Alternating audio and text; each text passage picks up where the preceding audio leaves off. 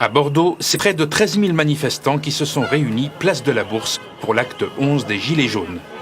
Depuis le début de la contestation, la ville s'impose comme l'un des bastions du mouvement. Des manifestants qui reviennent chaque semaine, même marqués par les précédents actes. Ah mais j'ai plus d'œil, j'ai tout le côté droit qui est enfoncé, j'ai des plaques, j'ai des vis, j'ai plus d'œil, j'ai plus rien du tout. C'est quoi qui vous a fait ça? Un flashball. J'ai retendu à quoi, je sais pas, 6 mètres, 7 mètres maximum. Je viens et voilà, il y a beaucoup de victimes qui restent chez elles, qui culpabilisent, donc moi non, justement c'est pour celles qui restent chez elles, qui ont peur de sortir que voilà, je suis là. Pour cet acte 11, l'une des figures du mouvement, Maxime Nicole, a fait le déplacement dans la capitale de l'Aquitaine. C'est important d'aller dans toutes les villes où on peut aller pour voir la mobilisation, voir comment les gens sont motivés et montrer, parce que c'est difficile quand il n'y a pas de personnes médiatisées, c'est difficile d'avoir des caméras qui montrent ce qui se passe. Regardez, je vais à Toulouse comme par hasard, c'est là où il y a le plus de monde, alors que non, en fait, Toulouse, il y a toujours du monde.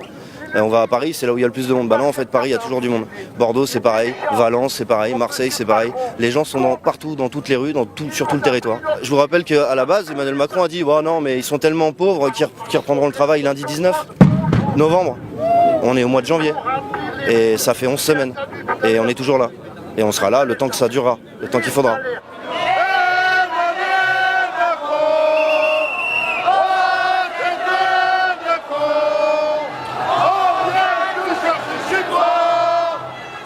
À 13h, le cortège s'élancera pour une longue marche à travers la ville. Et parmi les manifestants, Philippe Poutou, ancien candidat à la présidentielle.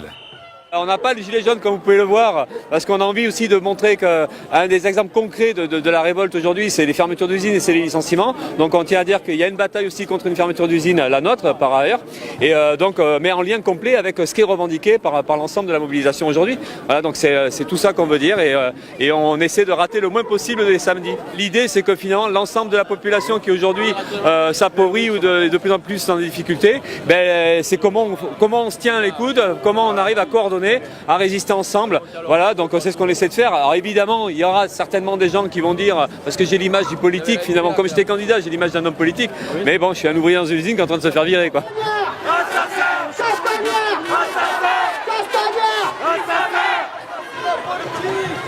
La semaine dernière, la page Le Nombre Jaune comptabilisait 7000 manifestants. Cette semaine, un peu plus de 13 000. Une mobilisation en hausse et dont les revendications n'ont pas changé.